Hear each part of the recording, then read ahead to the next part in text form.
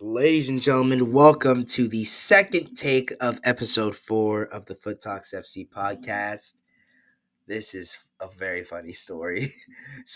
I only have two segments that I'm going to talk about. One which is pretty short, which could possibly be short. Not that short, but the next segment it's going to be a little long. But I'm going to make sure that I don't drag it to 30 minutes. So, here's a little bit of a funny story. I'm doing what I was just doing seconds ago until a part of me starts to realize something's wrong. I lift up my mic and my mic was in red mode. In other words, my mic was muted the whole time and I forgot to unmute the mic. What you're hearing is the second take. But you know what? Thank you all for tuning in to the fourth episode of the Foot Talks FC podcast, which will be posted on YouTube.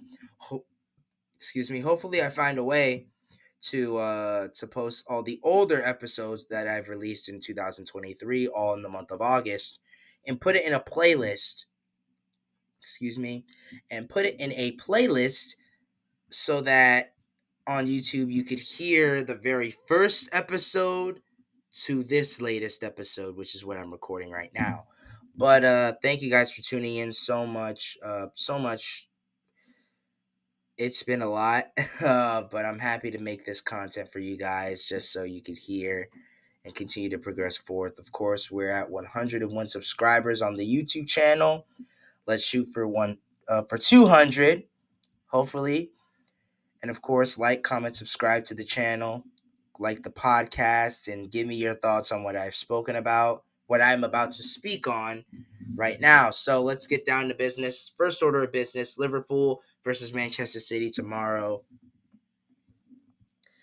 This is a big, big, big match for both clubs.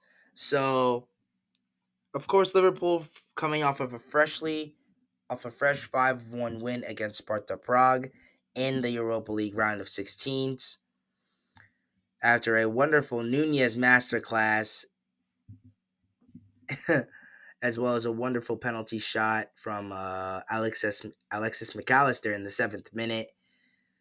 It was a very great match. I enjoyed it a lot. I'm very proud of my club. I'm very proud of my team.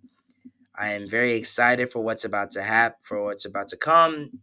Tomorrow, it is going to be a complete dogfight.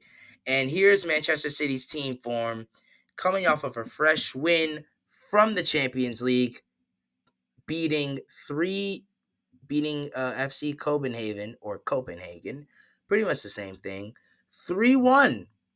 So it is pretty much all bets are off. The stakes are high for both clubs, both European title winning clubs, both Premier League winning clubs.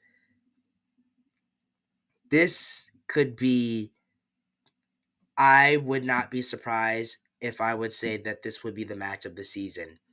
Despite the fact that Liverpool are now second and City are now third due to Arsenal winning their recent match hours ago earlier today, I think that can be changed when either one team wins or the other team wins. Hopefully, this match goes right for Liverpool. Of course, then again, they have players who are injured. City has a lot of players that are just active, and maybe they may have some injured players here or there. We'll never know. I don't know. But I'm very excited to see what lies ahead. Overall, I'll be ready at 11:45 in the morning, hopefully going live with my friend Nick speaking about this match. Hopefully, more others can join in the live as well. By the way, stay tuned for that one tomorrow. My prediction, I will not give a score prediction, but I will give a full prediction. I actually have two predictions. It's either a draw or a win for Liverpool, but a quick comeback win, in my honest opinion. So, but then again, with Erling Haaland, Kevin De Bruyne, Rodri, Bernardo Silva, and Phil Foden as well as John Stones. It I don't know. This match could go either way, but I hope excuse me. I hope that it goes to Liverpool. But hey, we just gotta wait and see for tomorrow. God willing, may the best team win. Now, for the second and last piece of action, Haiti's new manager. I have some information from www.eciit.com. It is right here, and of course, I have more pages on this guy as well. And the title reads Sebastien Migne, new coach of the Grenadiers senior squad. Now, how I found out this news was from Instagram. I was watching SmackDown last night with the guys, and I get a notification on my phone from the FHF Instagram page, and it says Bienvenue Sebastien Migne. And I'm like, excuse me? Did they actually just get a new manager? They just dropped Gabriel Calderon Pellegrino, the Spanish and Argentine guy. They just got rid of him. And I'm just like, no way. I got to tell my dad this. And we spoke about it for a little bit. Went back to watching the rest of the SmackDown show. And of course, I had to talk about this. But here's what it says here. Excuse me once again. After Jean-Jacques Pierre and Gabriel Calderon, the Haitian Football Federation announces the appointment of Frenchman Sebastien Migne as new coach of the senior men's national team. Originally from the French commune of La Roche-sur-Yon, Sebastien Migne brings with him a rich and varied experience in the world of football. After playing a career in after excuse me, after a playing career in France and England. Fun fact, when he was in England, he played for the 1998-1999 season for Leyton Orient in the 3rd division in that year. He embarked on a coaching career which led him to prestigious positions in various national teams. As assistant to Claude Leroy and Jean-Pierre Papin, former Ballon d'Or winner and also Champions League winner with Marseille, and one of the most celebrated one of the most celebrated legendary French players ever, Sebastien acquired remarkable tactical expertise and vision of the game. His hard work and commitment were rewarded with significant successes, including winning the Persian Gulf Cup with the Oman national team. Excuse me. His hard work, I'm sorry, under his leadership, under his leadership, the Kenyan national team reached historic heights, qualifying for the 2019 AFCON Cup of Nations after a 15-year wait, and was nominated for the CAF Awards as Best Men's Team of the Year. Mr. Migne was also head coach of the Democratic Republic of Congo, Equatorial Guinea, and was recently, excuse me once again, was recently assistant coach of Cameroon under Cameroonian and Liverpool legend Rigobert Song. With his impressive record and passion for football, the Federation is convinced that Sebastien Migne will bring new impetus to the national team and help us achieve new successes on the international scene, notably with the return of the Grenadiers to the World Cup after more than 50 years of waiting. Welcome, Sebastien Migne, to the Haitian football family. I will take a sip for a second.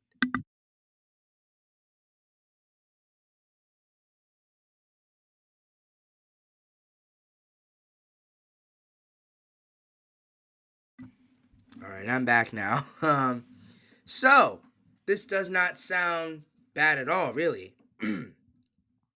This does not sound bad at all once you think about it, once you look at it. But when you truly, truly think about it, and this was on Instagram, I've looked at this as well, from Haiti Temple. You can see that this is the biggest mission that he ever has in his career.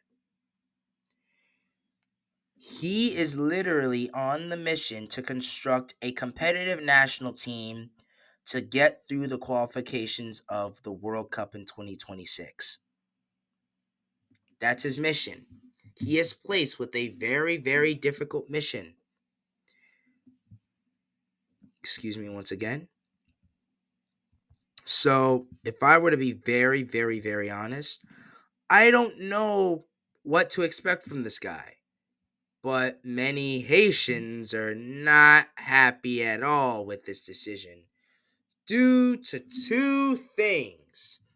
One, which I believe is terribly dumb, and two, which I think is actually reasonable to be not happy about. Now, if you can see, if you can hear this and listen well, before I get to that, these are the two reasons. One, he's French. I don't care if you're Spanish, Argentinian, Brazilian, German, Danish, or whoever. I don't care about if you're white, black, whoever, and whatever. It's not about race. It's not about nationality. It's about whether the person is worthy of leading a national team, whether the person is reliable and responsible enough, excuse me, whether the person is reliable or responsible enough to bring the team together. Excuse me once again. Sorry, my phone's ringing. Whether if that man is actually a real leader. It's not about nationality and it's not about race. It's about football and whether he is really worthy to be at the helm of whatever national team he leads, even it's the Haitian national team. So that first reason to me is completely dumb and just plain. I don't know. I just don't know. Like, why? And they're complaining about a Haitian coach. Listen, complaining about not having a Haitian coach. Listen, the last time we had a Haitian coach, it did not end well. I mean, of course, he was put into a corner when we were facing the USA and Canada in the 2021 group stage of the Gold Cup. But what happened after that was completely embarrassing. They had a Arabian tour where they lost 6-1 to Bahrain. 6-1 to Bahrain. Only to follow up with a win against the Jordan national team. Then there was the Nations League. There was another Nations League before the other Nations League in 2023 where he left the national team as a manager for good. The last time we had a Haitian coach, it did not work well. And the last Haitian coach that brought us success was Antoine Tassi back in 1973 to 1974. Am I saying it's bad to not have is it am I saying is it bad to not have a Haitian manager? No. Who even if that person is one of our own, as long as you are reliable, as long as you know what you're doing, as long as you have a good vision of what you're doing, why not manage the team? Why not manage the team? And then this is where the part gets difficult. So, if you don't mind, I will have another sip. I will be right back in a moment.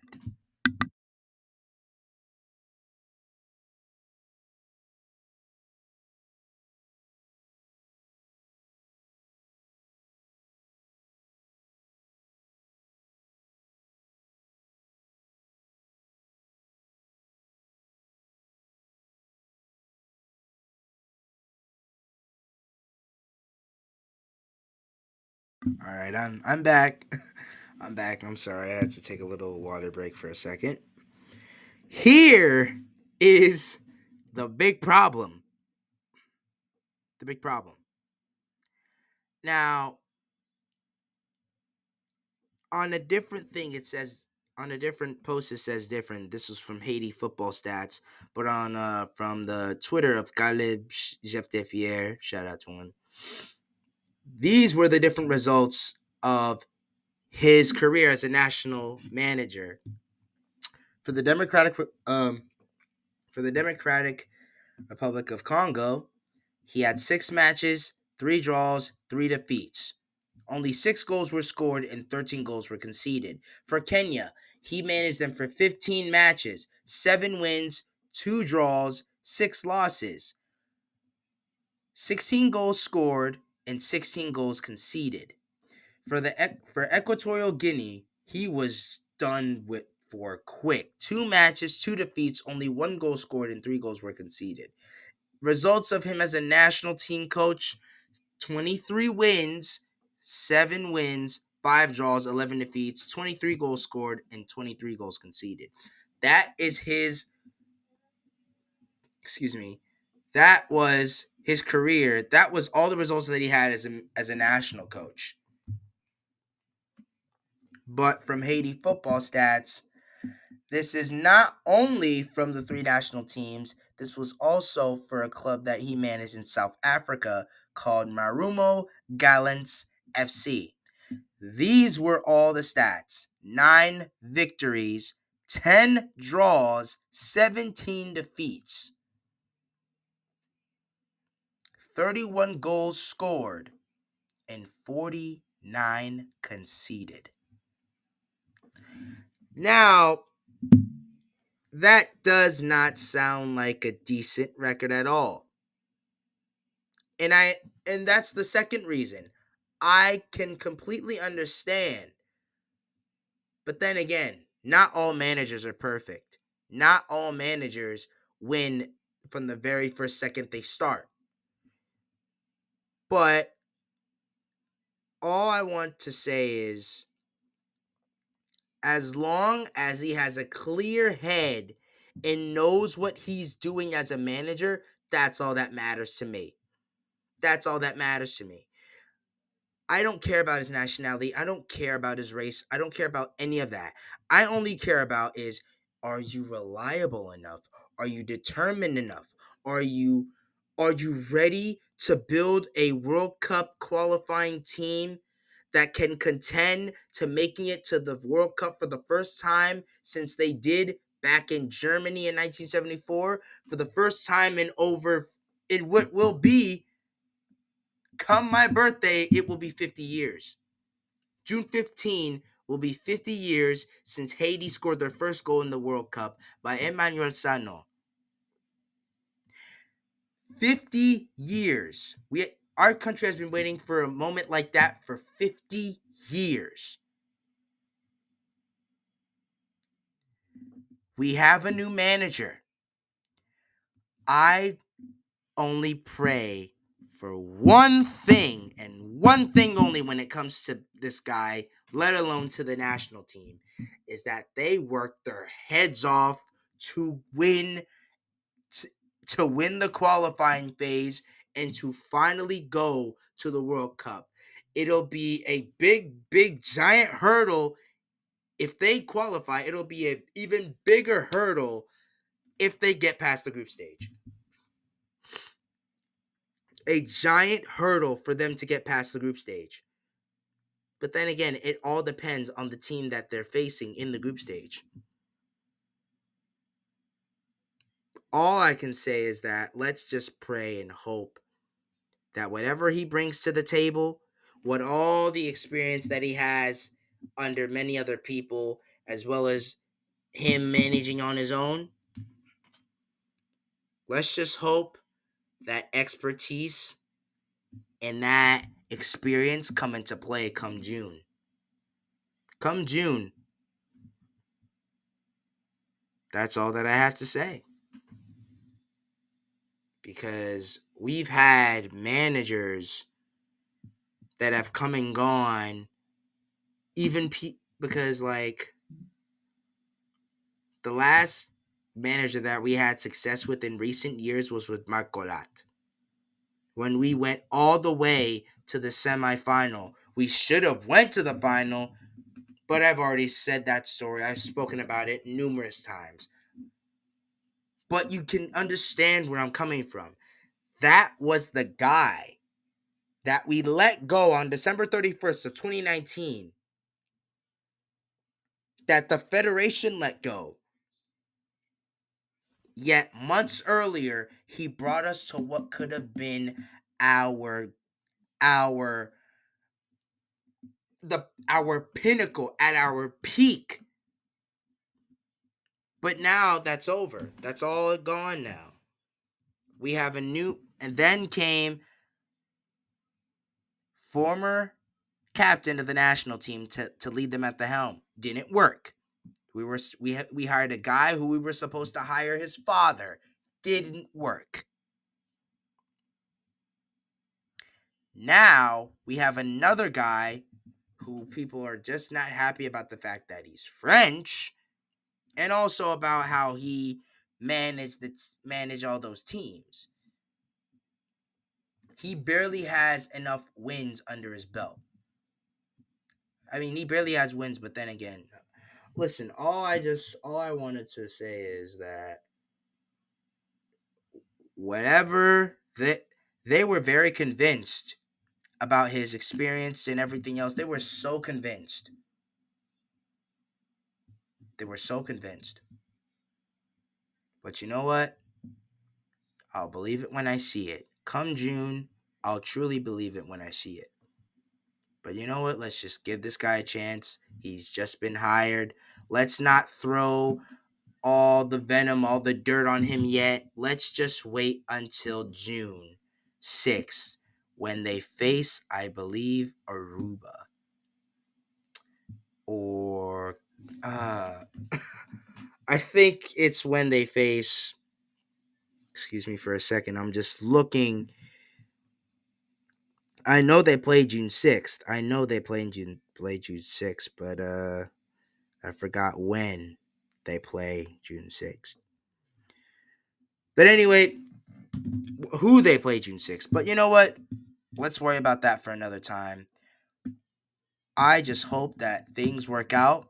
I hope that he makes good use of his time at the helm of the national team, because right now our people need a lot more unity than ever, because football is the only thing that can bring us, that can make us unified. And I hope that he is willing to give a reason to be unified, to give a reason for our people to be unified again when watching the match. But that's all I have to say. I wish him nothing but the best of luck. I hope that those losses that he had under his belt, I hope that all that stuff changes once he's there in the dugout for the national team. But that's all that I have for you guys. Thank you guys so much for tuning in to the 4th episode of the Foot Talks FC podcast. I will be editing this tonight, and if not, I'll post it tomorrow morning before Liverpool versus City. All right. Have a great night. Thank you guys for joining, and good night. Good night, everybody.